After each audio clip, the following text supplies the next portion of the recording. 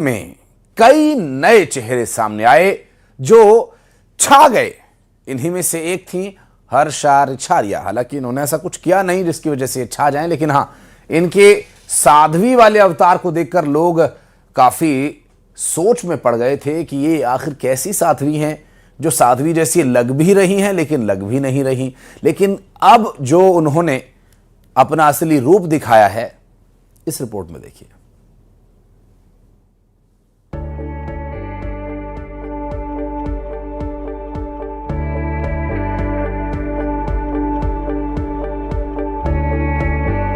धर्म के रास्ते बढ़ी उधारी। जिनको लगता है कि महाकुंभ से अभी तक मैंने धर्म को धंधा बना के करोड़ों रुपए छाप लिए, मैं आज बहुत उधारी में हूँ। फिर से प्राउडी एंकर की तैयारी। और धर्म में आने से पहले जब मैं एंकरिंग कर रही थी, मैं एक प्राउडी एंकर थी। मैं अपने प्रोफेशन को बहुत गर्व से बोलती हूँ कि मैं जो कर रही थी बहुत अच्छा कर रही थी और मैं उसमें रह के बहुत खुश भी थी।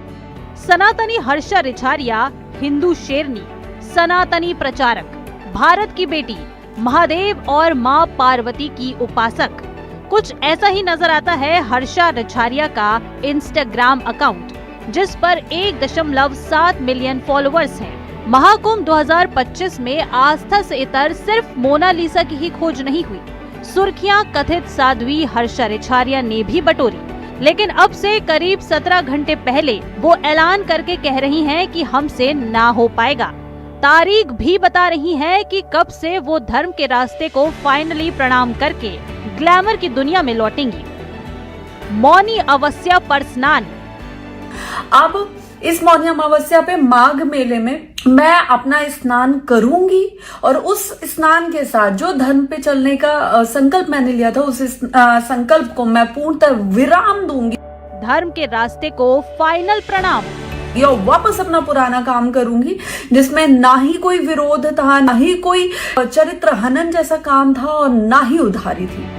धर्म को रखो अपने पास। कोई भी भाई बहन ये बोलेंगे ना कि हमें धर्म से जुड़ना है, हमें धर्म के रास्ते पे चलना है, तो मैं यही बोलूंगी कि सबसे बड़ा धर्म है अपनी फैमिली से जुड़ के रहो, अपने परिवार में रहो, अपने घर के मंदिर में पूजा करो। इसके अलावा किसी को मत मानो। मॉडल हुई साध्वी से निराश।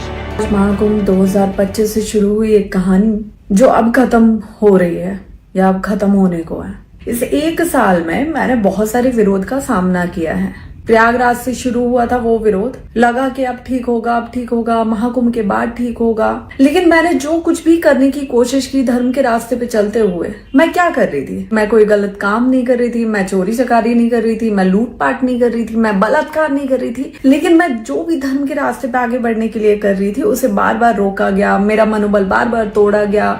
तर्क दे रही है कि लोगों से परेशान होकर वापस अपने पुराने प्रोफेशन में लौटूंगी, क्योंकि धर्म की राह ने उन्हें कर्जदार बना दिया है।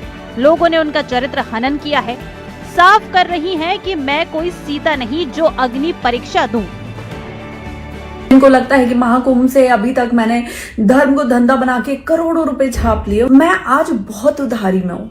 और धर्म में आने से पहले जब मैं एंकरिंग कर रही थी, मैं एक प्राउडी एंकर थी। मैं अपने प्रोफेशन को बहुत गर्व से बोलती हूँ कि मैं जो कर रही थी बहुत अच्छा कर रही थी और मैं उसमें रह के बहुत खुश भी थी। देश से ज्यादा विदेशों में काम करके अच्छा खासा पैसा कमा रही थी। लेकिन यहाँ आने के बाद सिर्फ उधारी के अलावा कुछ नहीं बचा मेरे साथ। और सबसे बड़ी बात कि किसी का साथ भी नहीं है।